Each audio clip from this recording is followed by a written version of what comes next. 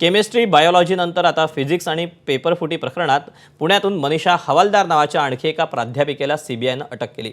नीटचा paper set करणारे physics, chemistry, biology असे तिन्ही विषयांचे प्राध्यापक हे पुण्यातलेच आणि पेपरफुटी मागे त्याचाच हात असल्याचं समोर आलं। त्यामुळे पेपरफुटीचं केंद्रबिंदू पुणे असल्याचं समोर येऊ लागलं। मनीषा मांढरे बायोलॉजीचा, कुलकर्णी केमिस्ट्रीचा तर मनीषा हवालदार फिजिक्सचा पेपर सेट करायच्या।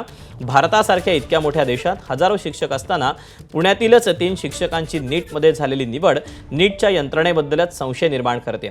विशेष म्हणजे हे 3 शिक्षक पुण्यातील शिवाजीनगर, डेक्कन आणि बुधवारपेठ या 1.5 ते 2 किलोमीटरच्या परिसरातले असलेल्या शिक्षण संस्थेत किंवा क्लासमध्ये शिकवत होते। मनीषा हवालदार पुण्यातील बुधवारपेठेतील शेठ हिरालाल सराफ प्रशालेत प्राध्यापिका म्हणून काम करतात। त्याचबरोबर त्या एनटीएच्या पेपर सेट करणाऱ्या कमिटीवर देखील काम करत होत्या। नीट पेपरफुटी प्रकरणी आतापर्यंत 11 जणांना अटक करण्यात आली। महाराष्ट्रातून आतापर्यंत 7 जणांना बेड्या ठोकल्या तर परराज्यातील 4 जणांवर अटकेची कारवाई करण्यात आली।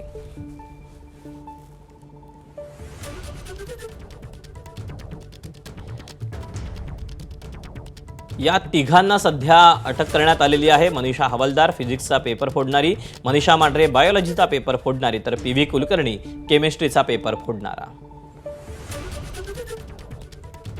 महाराष्ट्रातून आतापर्यंत कुणाकुणाला अटक करण्यात आली आपण पाहूया। ज्या तिघांची नावं आपण पाहिली ते तिघेही आहेत आणि यासोबतच शिवराज मोटेगावकर याला देखील लातूरमधून अटक करण्यात आली आहे। याशिवाय शुभम खैरनार नाशिक, धनंजय लोखंडे अहिल्यानगर आणि मनीषा वाघमारे पुणे अशा 7 जणांना आतापर्यंत अटक करण्यात आलेली आहे। एबीपी माझा, उघडा डोळे बघा नीट।